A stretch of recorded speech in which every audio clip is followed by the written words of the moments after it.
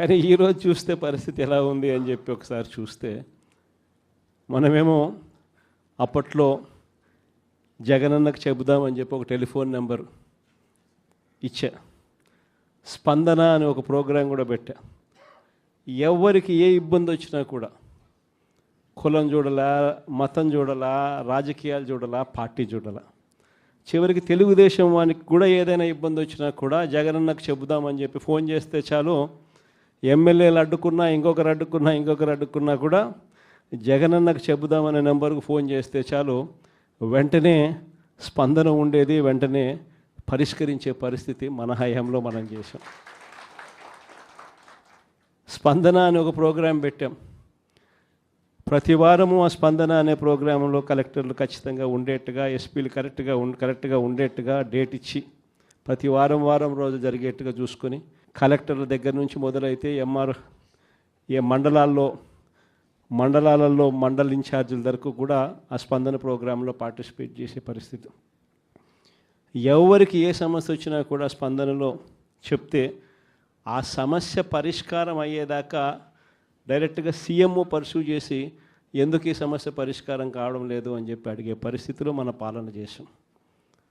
అత్యధికంగా ఆ పొద్దు సాల్వ్ అయింది తెలుగుదేశం పార్టీ వాళ్ళకి సంబంధించిన సమస్యలే.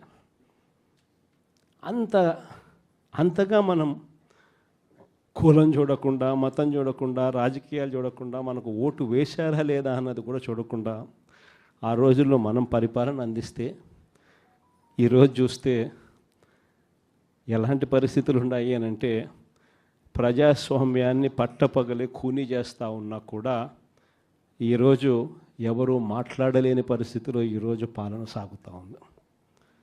ఇలాంటి పరిస్థితుల్లో ఈరోజు మనం రాజకీయాలు చేస్తూ ఉన్నాం. ఈరోజు మొన్ననే చూసాం తిరువూరు ఎన్నిక, ఇప్పుడు కూడా జరుగుతూ ఉంది. ఇన్ఫ్యాక్ట్ తిరువూరు ఎన్నిక చూస్తే ఆశ్చర్యం కలిగించే నెంబర్సు. ఎందుకు ఎన్నికలు చేస్తూ ఉన్నారో కూడా ఎవరికి అర్థం కాదు. అక్కడ తిరువూరు పరిస్థితి ఏమిటి అని అంటే, 17 వైఎస్ఆర్సీపీ గెలిస్తే 20లో 3 టీడీపీ. మా తెలుగుదేశం పార్టీ ఎక్కడ గెలుస్తుంది, ఎందుకు గెలుస్తుంది, అసలు పోటీ ఎందుకు పెడతా ఉన్నారు? అయినా దాన్ని కూడా లాగేసుకోవాలి అని చెప్పి తాపత్రయంతో బలవంతం చేసి ప్రలోభాలు పెట్టి 17 మందిలో నుంచి ఒక 5 మందిని లాక్కొని చివరికి వైసీపీ 12, తెలుగుదేశం పార్టీ 8కి వచ్చినారు.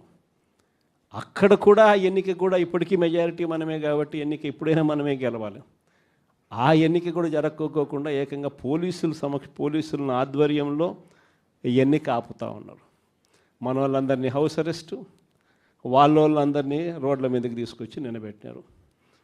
ఈరోజు హౌస్ మోషన్, కోర్టులో హౌస్ మోషన్ ఈరోజు మనం మూవ్ చేసి ఈరోజు ఆ ఎన్నికకి సంబంధించి ప్రొటెక్షన్ ఇచ్చి పోలీసు వాళ్ళని తీసుకొని పోయి ఎన్నిక జరిపించమని చెప్పి కోర్టులు చెప్తే ఆ ఎన్నిక జరుగుతుందో జరగదో కూడా ఇంకా తెలియదు. నరసరావుపేట 17 వైసీపీని గెలిచింది. ఈరోజు వైసీపీ 13, తెలుగుదేశం పార్టీ ఈరోజు 3, ఒకరు చనిపోయినారు. సో ముగ్గురే ఉన్నప్పుడు, ఇప్పటికీ మనకి మెజారిటీ ఉన్నప్పుడు తెలుగుదేశం పార్టీ ఏ రకంగా గెలుస్తుంది? కానీ కోరం లేకపోయినా కూడా మేమే గెలిచేసినామని చెప్పి డిక్లేర్ చేసుకున్నారు. కారంపూడి 14 వైసీపీ, 14 వైసీపీనే గెలిచింది. ఈరోజు ప్రలోభాలు పెట్టి ఇంకొకటి చేసి వైసీపీ 8, తెలుగుదేశం పార్టీ 6. అయినా కూడా మనకే మెజారిటీ ఉంది. అయినా కూడా అక్కడ కూడా కోరం లేకపోయినా కూడా మేమే గెలిచాము అని చెప్పి డిక్లేర్ చేసుకున్న పరిస్థితి. అంతెందుకు కుప్పం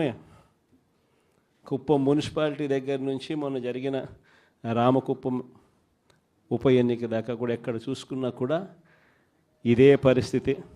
ఈరోజు ఇక్కడే ఉన్నారు. ఎందుకు ఇదే రామగిరి నియోజకవర్గంలో, ఇది రామగిరి మండలం చూస్తే ప్రకాష్ కాన్స్టిట్యున్సీ, ఇక్కడ వైసీపీకి సంబంధించి 10 మందిలో వైసీపీ 9 గెలిచింది.